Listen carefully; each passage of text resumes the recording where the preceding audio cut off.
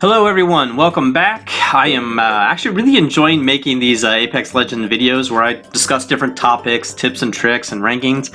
I actually recently made videos giving my tips and tricks for Season 3, as well as ranking each legend for Season 3. I will go ahead and link those videos in the description below, so feel free after this video to check those out. Now, for today, I'm going to discuss the 8 types of random players I see in Apex Legends matches today.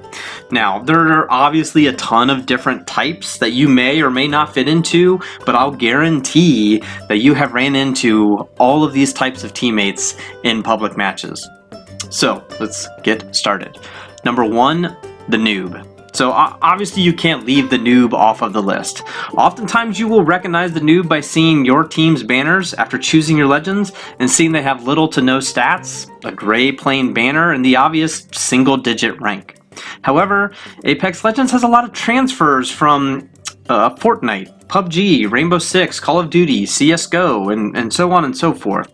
You know, masters of first-person shooters. So normally I don't judge a book by its cover and often have no problems jumping in full bore with a team of noobs, because usually that doesn't mean too much.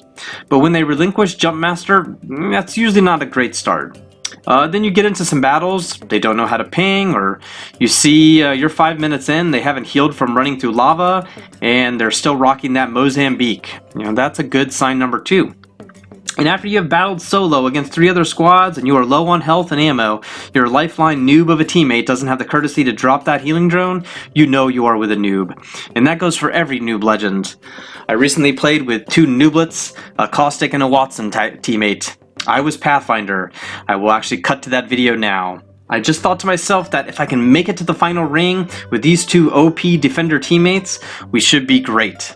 We would have this in the bag. Sure enough, we made it to the end with only 1 other squad remaining. And not only do we just have 1 other squad remaining, they only had 1 person left. We were held up in a small building, and for some reason, my OP Defender teammates had the gall and stupidity not to put down caustic traps, Watson fences, pylons, all over the place. Yet somehow in some way, I still win, so credit goes to me. Number 2, the solo. Alright, we've all seen this master. They charge off to train yard while you and your other teammates are landing geyser. Complete opposite sides of the map, it doesn't matter. They battle through 3, 4, 5, 6 squads all the way back to the center as a one-man wrecking machine, and they accidentally stumble across you in the middle, wondering, hey, I didn't know I had teammates. They never follow the pack, they only know how to lead, yet never speak. The lone wolf in them won't allow them to. They often finish games with thousands of damage and dozens of kills or so, but never see their team and never revive. Number 3, the hugger. This is the complete opposite of the solo. The hugger will never break away from the Jumpmaster and will always land the same building and typically through the same door. They follow in their teammates' footsteps and later complain they don't have good guns or enough ammo. They often seem lost or helpless, like a lost little puppy. So you definitely struggle to be upset with them or anything. The hugger usually will finish a 20-minute game with 0 damage and 0 kills, but often comes in clutch with a revive or 2. But ultimately will meet their demise while reviving you in front of another team. RIP. Number 4, the AFK. This is a very rare type of Apex Legends player. This is the teammate that lands with you and they're just simply gone. You hope for the best, that they aren't the Jumpmaster, but somehow in some way you land in circle and they survive, standing in the open for 6 minutes before coming back from taking a massive dump and realizing he's on the opposite side of the map from his teammates and will probably blame you for leaving him behind somehow.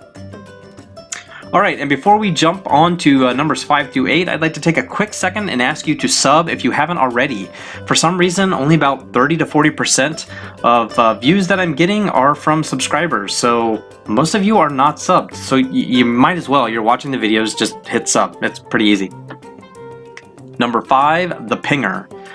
Okay, so the pinger is very handy before we get into battles. It's a very helpful person. They let us know if another team is landing nearby. They'll ping a backpack for you. They'll ping a G7. They'll troll you a little bit and ping every Mozambique they see along the way. They'll ping some extra ammo they don't need, some hop-ups, and other good stuff.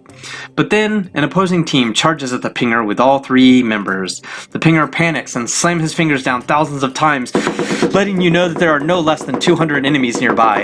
Your teammate meets his doom and gets downed, only to ping and ping and ping and ping and ping the enemies nearby when you're trying to flank and get better position on the enemy squad.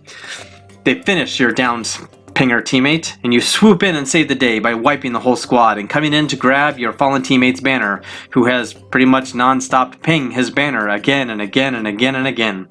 You grab the banner and you're off to the beacon. Your teammate pings the beacon again and again and again and again, and it's driving you so mad that you ask your teammate to please stop again and again and again. Yet all he knows how to do is ping things, so you never revive him in spite and listen to the non-stop pings because your teammate is being an a-hole, and you can be an even bigger a-hole by slow playing the whole game as long as humanly possible and walking by every beacon and teabagging it to your heart's content to teach the pinging scumbag prick a lesson. Or, you can just jump off the edge of the map or jump into lava, whatever. Number 6, the lever. Is lever, not lever, is lever actually a word? It doesn't matter, it is now. Okay, the lever simply leaves the game in one of 3 ways. Okay, number 1, at the beginning during legend selection, they miraculously disconnect, either because you apparently picked their main and will sometimes let you know that in a very vulgar way, or they just vanish into thin air. Number 2, they leave in a rage-filled battle, which they charged into headfirst when your team had high ground and they blame you for being a crappy player and having no idea what you're doing and you're probably the world's worst teammate, before just leaving the game because their father didn't love them enough as a child. Or number 3, they leave after dropping and instantly getting killed and they see their foe starting the finisher animation. So while frustrating for the teammates, I fully respect the decision and have no problems with the quick reaction to save face. Number 7, the blamer. The blamer accepts absolutely no responsibility for any bad things happening to himself or teammates and takes only good credit for wins and carries. They often get downed and after charging into teams without thinking and often yell phrases such as, "He's one shot! I knocked the rest of the team, it's just one left," or "Where the hell is my team?" Now, those phrases usually translate to, "He's mostly full health and I hit him once with his purple shield," or, "I knocked one, but all the others are still like full health and stuff and probably reviving that down teammate." And finally, "My team isn't up my ass. I made a bad decision, so I'll blame them for being on the opposite floor, building, or just, a little ways away." Okay, that's what the blamer is. Alright, and before we jump into the last type, please consider liking the video if you've ran into any of these types of players. Okay, and number 8, finally, the looter. So, I'm obviously not going to forget the world-famous looter who is the staple of Battle Royale games. They must always find the purple stock to upgrade from their super crappy blue stock, and have more ammo, med kits, and batteries to survive the apocalypse, but must always see if they can squeeze in more and upgrade their purple backpack to the gold one to hold more loot. Often I don't worry about the looters, they still tend to know how to fight, even though they are a constant 30 seconds behind, and you obviously know they have the ammo and heals to battle the whole lobby by themselves. But my biggest hang-ups with looters are the loot goblins who come in and do 10 damage on the 5 squads you just wiped by yourself, and now that you are downed, they go through all the dead loot boxes of the dozen corpses you left in your wake and take all the legendary gear before you have a chance to even be revived. Please don't do this, people. Alright, and that is everyone. Thank you for watching, and be sure to comment with any type of random players I may have forgot or you see on the regular, or just comment like your favorite cereal. That's cool too. Alright, later.